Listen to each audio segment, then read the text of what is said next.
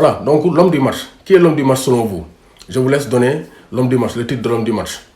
Homme du match. Homme du match de la finale. Les Blues de Chelsea. Je vais doubler. Qui est l'homme du match? J'attends vos commentaires. Il faut aimer le direct, les gars. N'Golo Kanté. Comment il s'appelle? Kanté. N'Golo Kanté. Comment il s'appelle? Kanté. N'Golo Kanté. Comment il s'appelle? Kanté. N'Golo. Exception N'Golo Kanté. Si Kanté est en forme, difficile de s'imposer face à ses équipes. Face aux équipes de qui? Face aux équipes de N'Golo Kanté, que ce soit avec la France, face à Leicester en 2016, face à Chelsea en 2017, quand Kanté gagnait le championnat, il était exceptionnel. C'est pourquoi il a gagné 2 fois le titre de meilleur joueur. Donc N'Golo Kanté, il est exceptionnel. Non, N'Golo Kanté, il a noyé le milieu du Real Madrid, a fortiori le milieu de Manchester City. Modric, Kroos, Casemiro, un joueur qui noie ce milieu, il est capable de noyer tout autre milieu de terrain. Un milieu de terrain qui a remporté 3 Ligues des Champions de suite.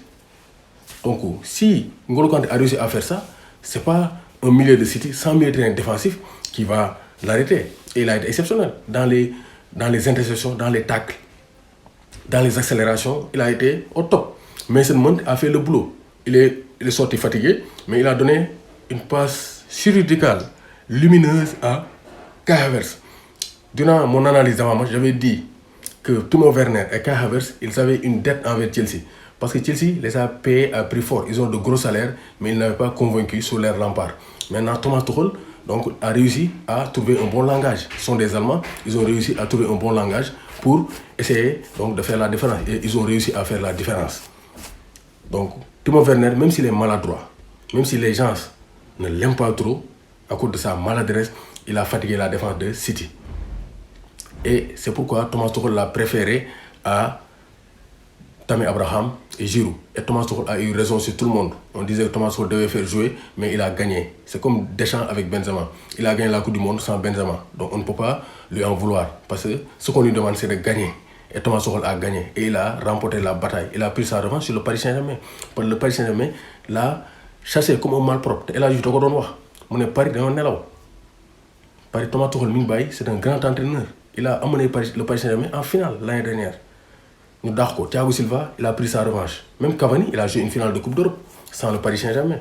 Donc, c'est pour dire que Paris, ils ne sont pas encore une grande équipe.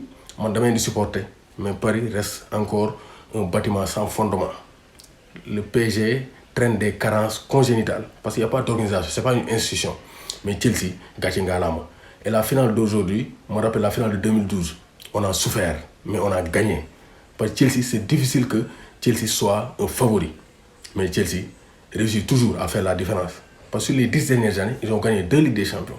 Ils ont gagné le championnat en 2010 avec Carlo Ancelotti. Ils ont gagné le championnat en 2015 avec Mourinho. Ils ont gagné le championnat en 2017 avec donc, Antonio Conte. Ils ont gagné la Ligue Europa en 2013. Ils ont gagné encore la Ligue Europa en 2019. Donc Chelsea, ils font leur saison. Abramovich est venu investir depuis 2004 avec l'arrivée de Mourinho. Ils ont cherché Claudio Ranieri. Drogba est venu, Essien. Donc ils ont réussi à construire quelque chose. Et ça porte ses fruits. Donc 9 ans plus tard, Chelsea remporte une Coupe d'Europe. Et on félicite l'ensemble des supporters de Chelsea, l'ensemble donc des Sénégalais. Parce que les Sénégalais ont soutenu Edouard Mendy. Edouard Mendy devient le deuxième joueur sénégalais à remporter la Ligue des Champions. Nous, tout le monde, beaucoup me diront Salif Diao, mais moi je ne vais pas compter ça parce que Salif Diao a été prêté. Il a été accueilli comme un invité lors de la finale. Mais Sadio Mané, il a gagné, il a joué, il a gagné. Edouard Mendy, il a joué, il a gagné. Donc félicitations Edouard Mendy, félicitations Sadio Mané, félicitations à tous les Sénégalais qui ne cessent de soutenir les siens. Il faut qu'on croie en nous, nous sommes bop. Xamné gars yi li ñuy def dàquñu ko moo tax suñu dirigeants yi fédération nañu gën a xoolaat seen bopp tubaab bi li ñuy def ba agsi fii dañoo liggéey nañ bàyyi par loo bi te liggéey. Si on travaille on peut réussir parce qu'on a des joueurs talentueux, on a tout pour gagner, mais tant qu'on n'est pas sérieux on ne gagnera jamais. Et ça sera difficile pour nous de gagner la CAN parce qu'on n'a pas une bonne organisation. Les Européens, ils sont beaucoup plus organisés et ils y vont avec le cœur, sans état d'âme. Voilà, donc félicitations à tout le monde. On a assisté à une très belle finale. Généralement, les finales n'ont pas beaucoup de buts. Et cette saison aussi, finale Ligue Europa, 1 but partout. Finale Ligue des Champions, 1 but à 0. Edouard Mendy, Ballon d'Or, je pense que c'est une évidence. Et comme l'a bien dit Justin Ndiaye, il y a des évidences qui nous dispensent de la loupe et même du microscope. Am lo xamné xol gis gëm gis. Edouard Mendy, c'est le Ballon d'Or cette saison. Et même en Europe, il doit faire partie des Ballons d'Or France Football. Parce qu'il n'y a pas un joueur qui a émergé cette saison en Europe. Il n'y en a pas. Il n'y a pas un joueur qui est incontournable en Europe. Un joueur qui est sorti du lot, il n'y en a pas. Donc, Edouard Mendy peut bel et bien être Ballon d'Orable France Football. Je pense que le Ballon d'Or africain, Edouard Mendy, c'est pour lui. Parce qu'il a tout fait. Doomu Gaynde Njaay warul tiit warul ragal.